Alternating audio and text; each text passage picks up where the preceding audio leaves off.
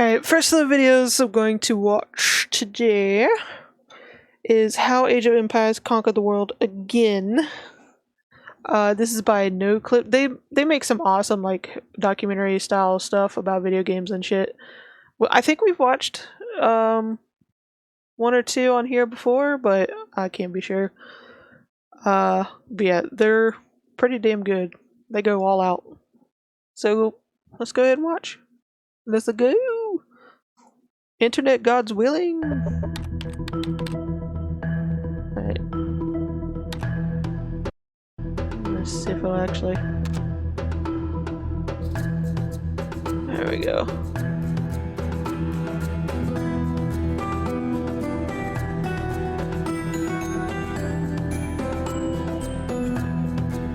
So, you may not be aware of this, but Age of As long as Empires they had has the had person who quite made the that remarkable Undertale vid. comeback No. over the past few No. years. This don't know all if started back in 2018 when Microsoft released. I don't know if I follow the Undertale person. I would have to check. I honestly don't know.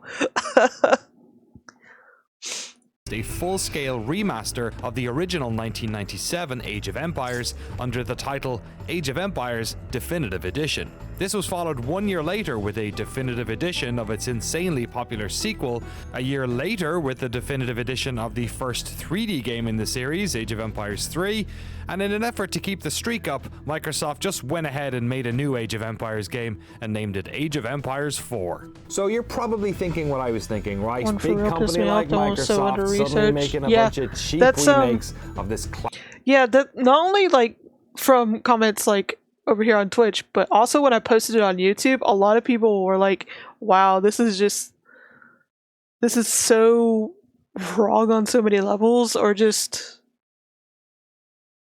I don't know, yeah, like basic facts were just not checked or something.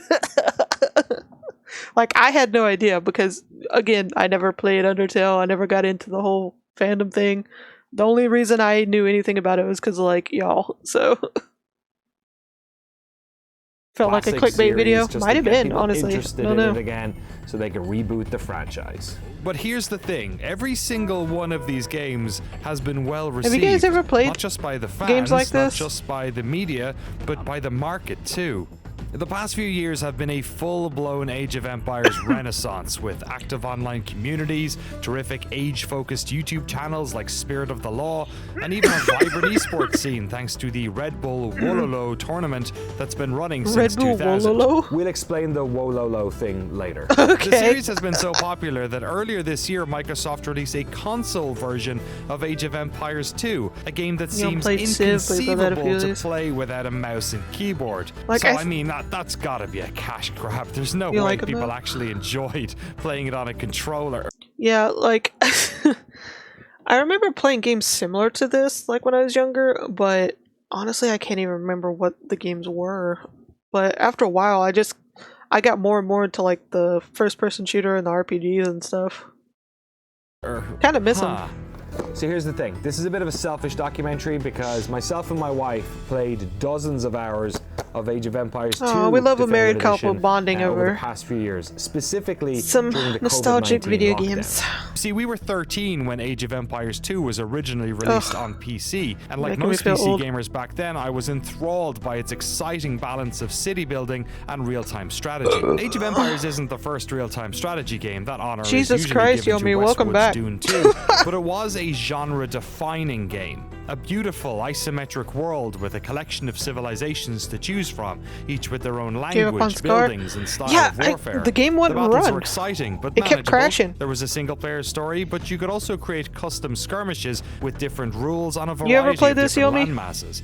There were sea Age of battles, Empires there's early artillery, 2, I believe. politics, religion. Age of Empires was basically chess on steroids.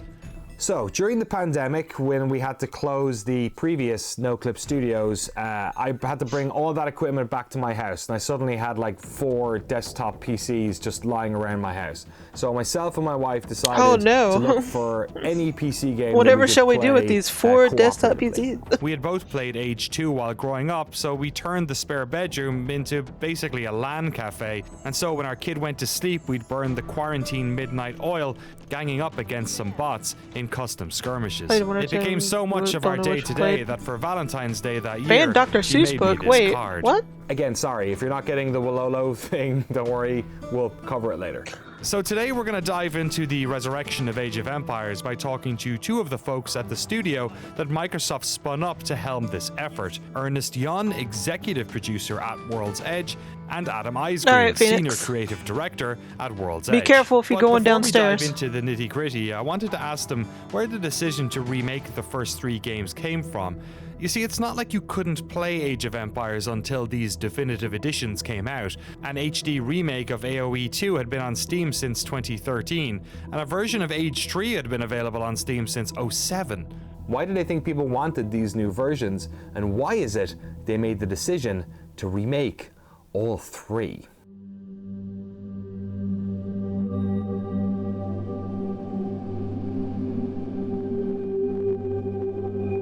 You know, a lot of people in that time were like, oh, RTS games are dead, right? They got eaten by MOBAs, they got eaten by tower defense games, your Farmvilles, whatever, you know, let the genre split.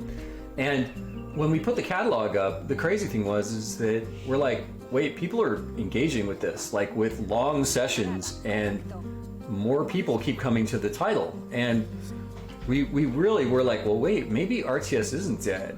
Like, what could we do here? There's like 6 bounds due to now control the injury in words.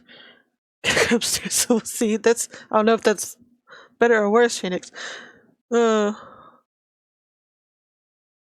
my god, I don't know, like, I don't know when the first one of these came out, like the original, because I think they like remade these or something, and then they came out again, like all 3 of them. So I'm trying to keep up. I'm like, was I even alive when the first one came out? Help me out here. But I don't know. I don't remember hearing if they said or not. And I think that was that plus what we wanted to do with Age 4 when they're like, hey, if we made a new Age game, what would we do?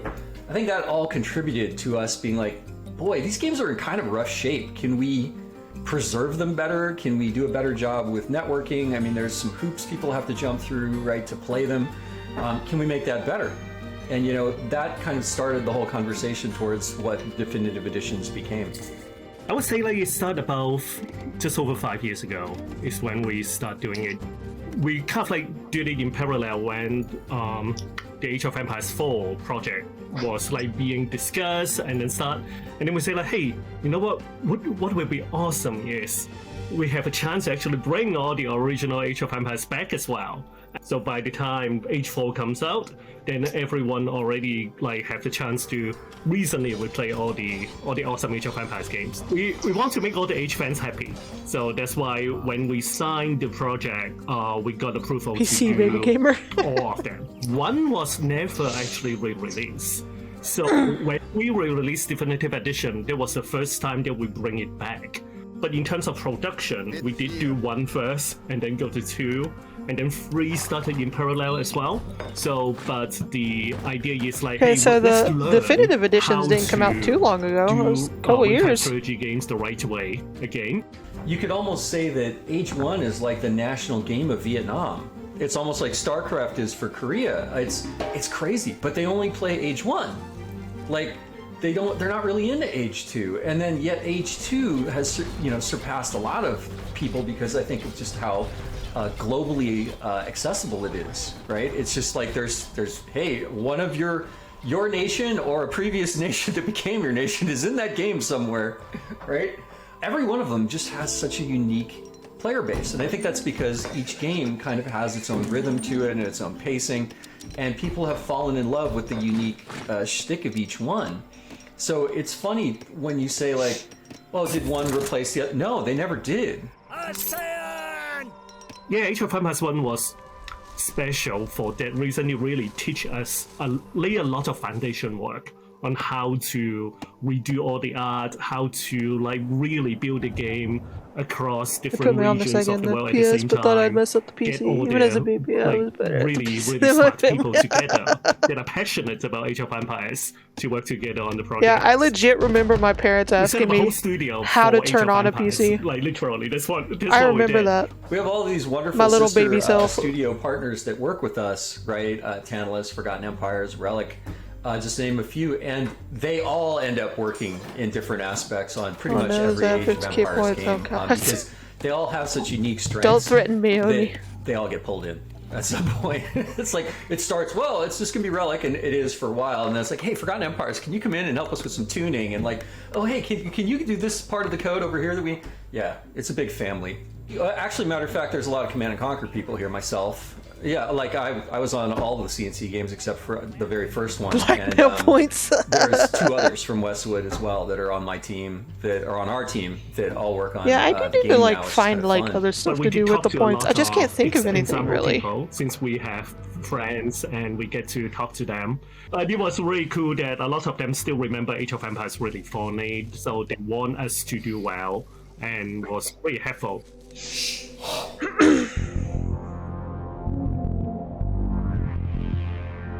We actually learned a lot of things from one. So for one, the project itself, we definitely like try to bring up the quality of life. We added a new user interface so you can actually tell what's going on. We actually try running the original code as is, and the pixels are so big that you 20K can't points equals actually scary game. see it anymore. It's amazing. But there are just so many conventions that people are That's actually not so a bad used idea. to. Then we also need to like, hey, but the fans play Age of Empires 1. Might make because it is 25 Age of though, Empires 1. like have so it. we want to make sure that we from keep the other ones. the spirit of Age of Empires 1, the code to be the same. So we ended up using a blend. We actually updated the engine instead of creating a new engine. We did do some experiment of do a new engine for a little bit, but then really quickly you find out that they are timing the feel of it. Keeping the feel is very important to us because that's what the fans want, right? Man, a lot of people, they had this fondness in their head for what Age 1 looked like. I actually, originally, I had posed the idea of starting every game on the original graphics, and then it like all pixeled, and then it blurs into the new version. Johnny Roulette. But the asset load was so crazy from the new version that we're like, we can't even hold the memory to have the pixelated versions in there. The original assets were pretty much unusable for us to go forwards with, so we had to redo everything from scratch. We're trying to learn where the bar is, like the authenticity bar versus like high-res bar, like where do you draw the line, and we have to learn where that is. But we have learned that from one, that if you get too close to the original, all the original fans will love it, but it makes it really hard for new people to join.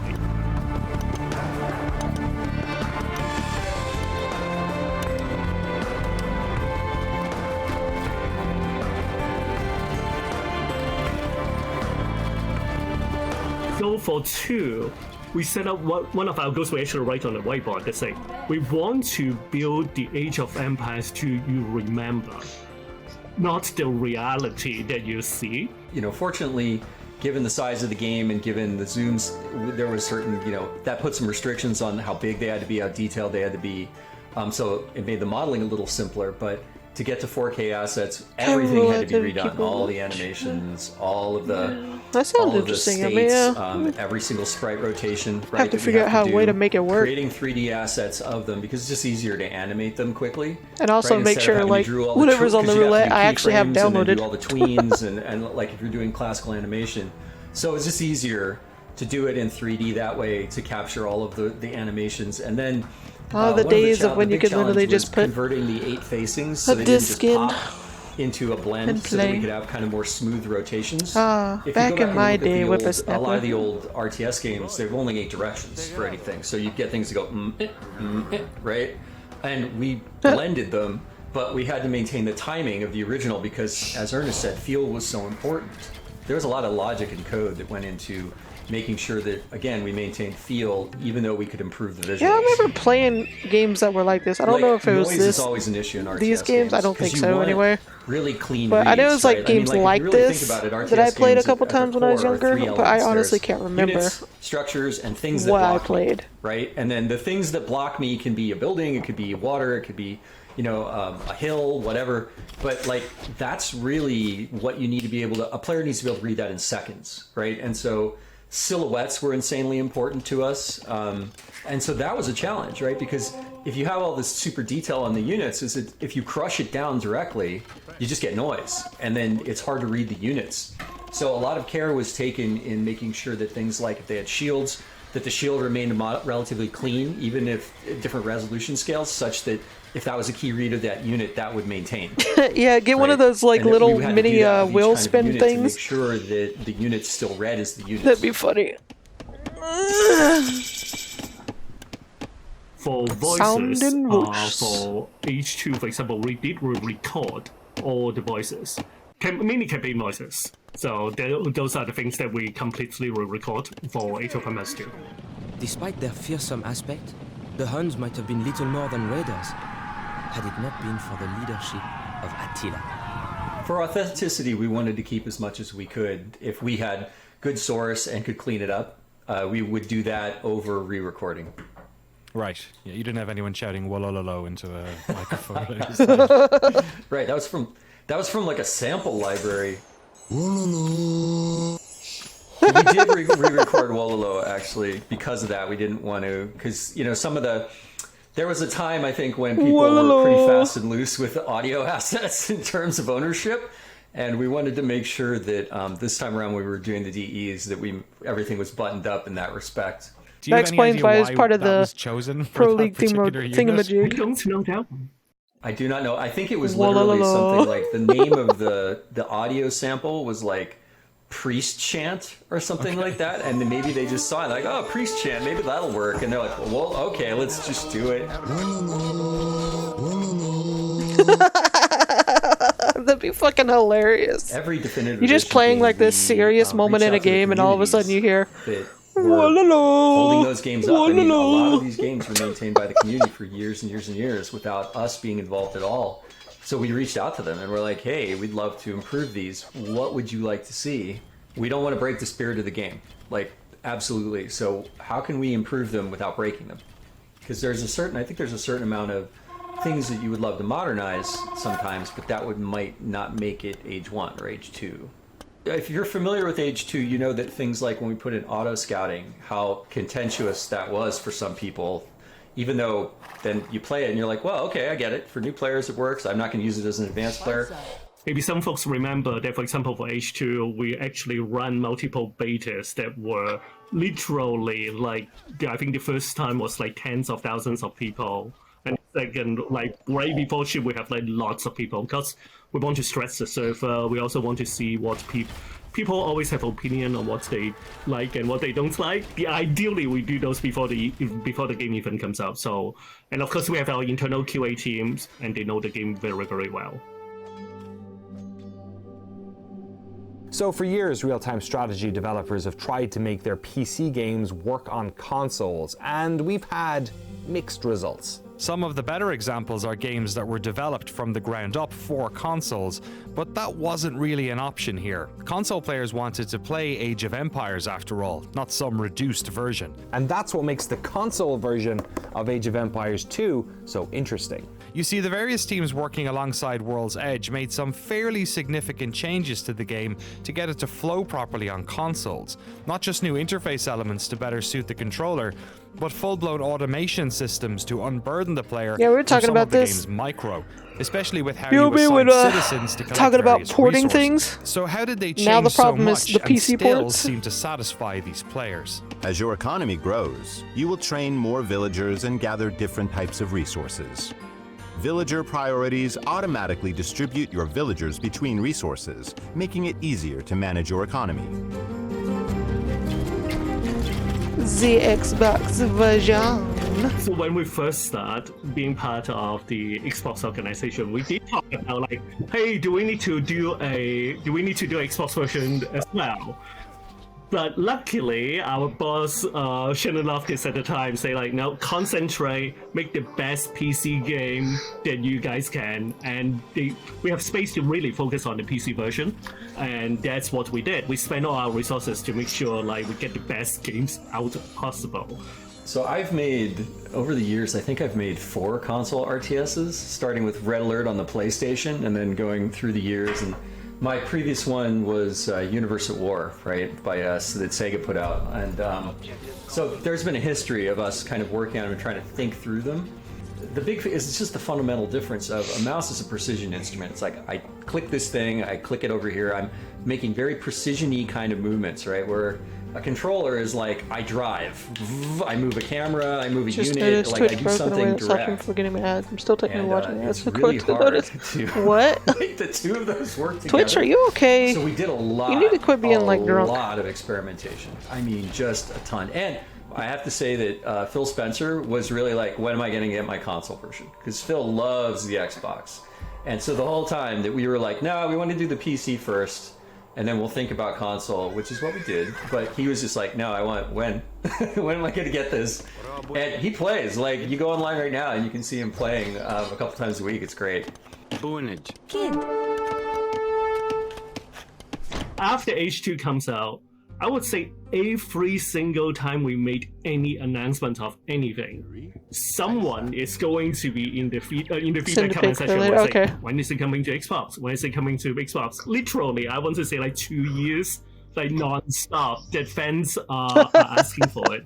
Like I mentioned I think earlier, they want it our on studio Xbox. I principal is don't to make know. our I'm fans getting the happy. impression So they at a might certain have point, wanted we it say, on the like, Xbox. okay, this is not just one or two guys. You really need to like make this work. So we started to look at it seriously. The fun part is from a production standpoint. Like we internally try to hook up a controller directly to emulate the mouse, because when you ask a programmer how you would do it, and that's exactly what a lot of games have done, right? They look at like this is your mouse, and A and B, which is left and right click. Man, was it bad. The mouse you can actually move across the screen really quickly. And the way that people play on PC is they click on the screen and then they hotkey back and then click again, right? You can't do that with the analog stick. It is just way too slow. The game example we actually talk about is actually Diablo. Because when you look at like Diablo, it is a Diablo. very click game, right? So like click a lot. That But reminds they me, they're gonna do. transitioned to We're gonna do console that. really well. What's the Diablo Server equivalent for fest real-time thing they're strategy doing. game for Age of Empires? That's literally like I can't how we start remember when they're thinking doing then, it, but okay, let's make the stick feels really good first. And in order for that pacing to be right, you cannot just do the repetitive pick a guy, do this, pick a guy, do this. You can, but it is boring. That is not how people want to interact with the game. So the AI is done in a way to help take a lot of the tedious work out, but we actually make sure that you get to pick yeah, I can't the remember when automation when level. it's So all the supposed to happen. strategic But decisions are still I made went by and you, had the player. So that was and very re-downloaded important the- for us to make sure that made it a is thing. not like auto everything, and then you don't even need to play the game. But it's auto enough that you can enjoy the game and enjoy But I making downloaded it on the strategic Xbox decisions. 'cause So that was the key part. it was on struggle busting how on the my team actually PC. come together. So I'm just gonna And do it on console once now. that happened, we add the context sensitive, site-based command menu. Then magic happens. Based on my previous work and Tantalus's previous work on doing things like City Skylines and other games that they've done, we're like, okay, we need to put our minds together and figure out what interface would really work here. And the radials and all that stuff came out of that, but the thing that really was fascinating is watching how it evolved. Like the thing that really brought about what I feel is it's really hard to go back, honestly, even to some of the stuff on PC now from what we've done on console.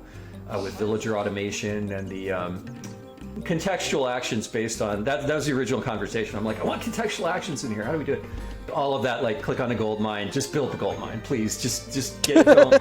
Like all of that, and it's great to see that people are really enjoying it. But all of that came about through time, and just we were really fortunate that we were prototyping console controls. I mean, probably even before we admitted it, to be honest with you. I think that we've been working on them since right around the ship of, I think after DE3. We started messing around with the radials and trying to figure out what to do with it and how we could do it. And we had some people free on one of the teams, and we're like, all right, let's just go to town on this and figure out how to make it work.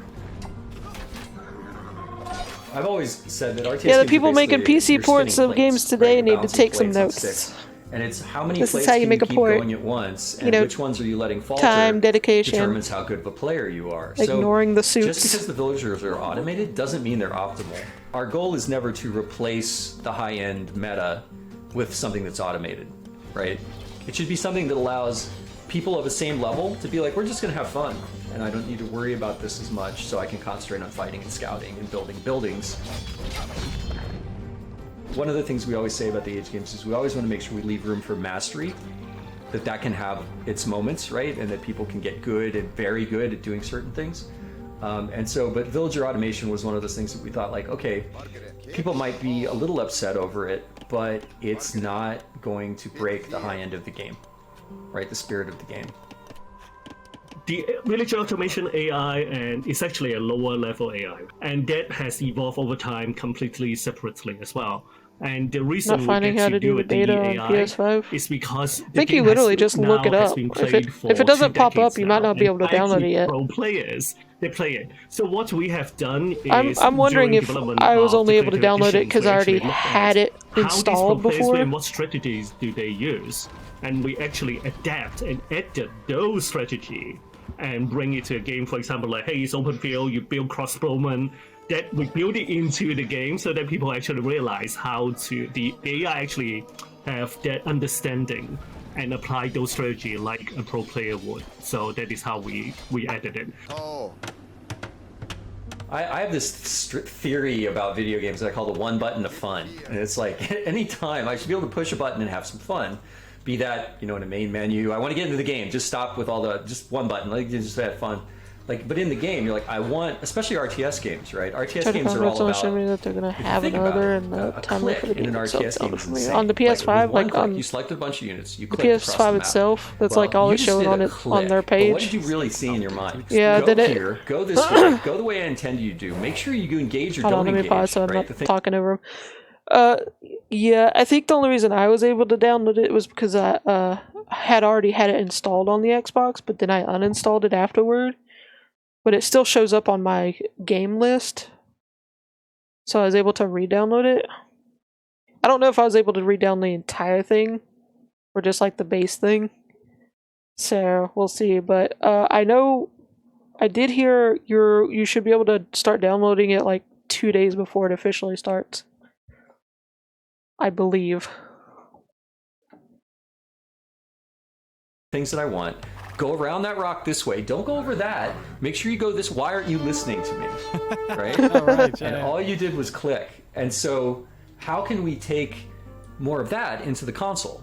And I think that was part of our driving spirit was like, how do we just make it a button? Like, do the thing. Don't make me hunt for it. Don't make me dive into a building to get to a thing, to do like blacksmith, to do this thing. I can do it right here.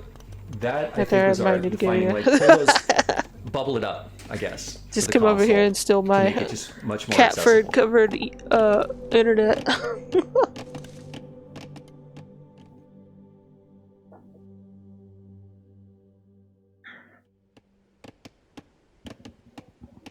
The return of the RTS. It's actually good that we did them one at a time because we would find a feature that we would love, right? Or we would experiment and say, oh, let's try putting this in.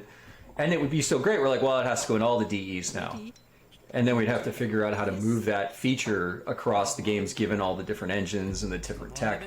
But it's been fun. It's been a fun journey of like learning and leapfrogging all of those DEs in order to create kind of the package, right? It's been great. Just the features, as we kind of leapfrog features, like, we put Art of War in because I really wanted to help people learn how to play RTS games. And then we're like, this is so good, it has to go in all the games. And so then it ended up in 3 and 4. And now, what's the myth version of Art of War? Well, we got to figure that out. How do we manifest that? Things like villager automation and context. Do we have that show up now from now on? Like, is that just part of the game? We got to talk about that. And like, how do we bring that alive if we want to across all the games? And like, what do we do with it? So it's been great. Like, a lot of the learnings and everything that we take from every game, we're just going to roll forward with and keep evolving. The English pretensions in Scotland are surely at an end. The forces of Wallace are triumphant. I think that a lot of the sentiment got to people, right? About like, oh, this is long in the tooth. RTS really did William have a heyday. Wallace And, campaign, the industry is of very course. cyclical, I guess is the way to put it, right? Where something will come up and come down and come up and come down. There's a time for racers, there's a time for shooters.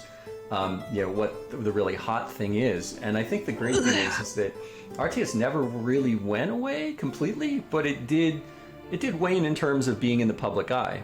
I think everyone was waiting for someone Yeah, I think to that's take true a bet for, on a big game again, a big like, RTS every game, genre. and that's It's like what, for a we did time, with Age 4. one genre And is now really it's gets honestly to kind shine of for a while, and delightful then to see that, then after a we've while, got, the next one. 3 splinter companies from Blizzard that are all working on RTS games of different types, right? Everyone was just waiting for someone to take that, like, hey, this can be quality and look, it can be successful, and then everybody else was ready to dive in. See? Age of Empires 2 is now a generation game. So there are literally people who now have their own kids that they try to play with.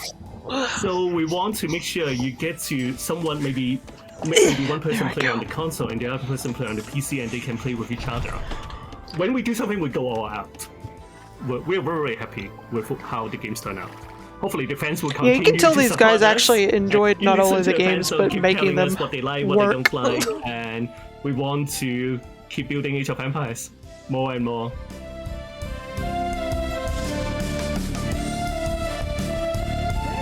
Fuck you, potato. Well, that's a good little documentary. I enjoyed that. I didn't know about that.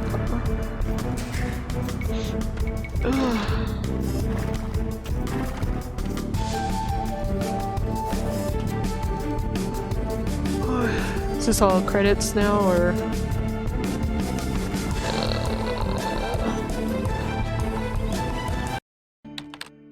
Yeah, it's credit. Okay. That's a pretty good video. I always enjoy their little documentaries. Sometimes they're like hours long, or sometimes they're short like this for like a 30-minute one. Or something like that. But yeah, noclip documentaries. Check them out if you like video game documentary style stuff. They go all out. All out.